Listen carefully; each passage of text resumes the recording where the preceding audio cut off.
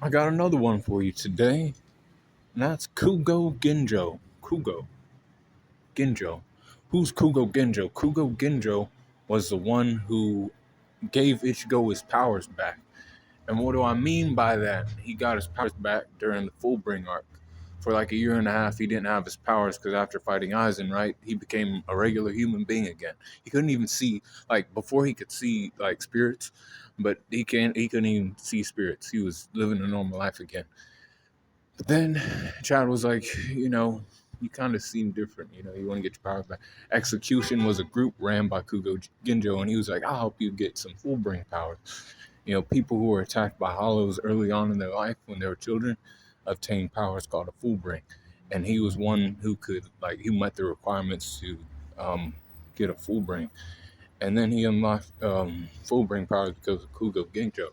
But there was a guy running around called Tsukishima, and he had the ability to manipulate people's memories and shit, right? If he cut you with his blade. And he actually played games with, Kugo Ginjo a little bit. But that was part of the plan.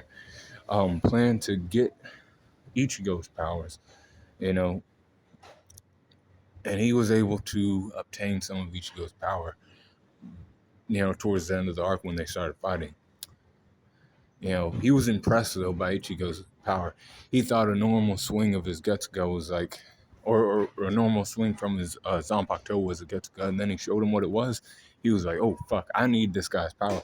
He took his power and he started fighting against Ichigo.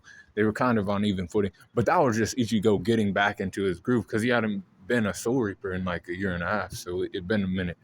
So he, was getting back into his groove, and then he went into Bankai form, and then Kuga Ginjo went into the Bankai state too, and he was fighting against Ichigo, but Ichigo was like then in that state where he was like, you know what, I think I got him beat, and he did.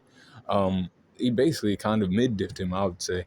This guy, and it was sad too, kind of, because he was the substitute Soul Reaper too, but like his like existence or like information about him was kind of like erased from history, but not erased. Like people knew about it, but only like select few of people knew about him being a substitute Soul Reaper. You know, and then he ended up dying by Ichigo's hands. He was, the main antagonist of that arc, the Fullbring arc, but his strength is a 90, and he's also a Bount lineage too. I don't think people knew about that, but I knew.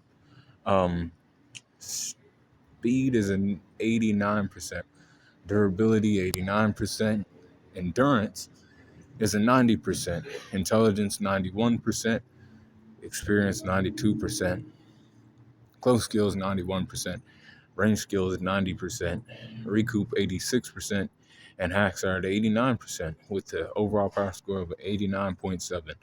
And you could have them a little higher if you wanted to, but I know Tsukishima was the one who was really like the issue during that arc. But be cool, Kwon Corner.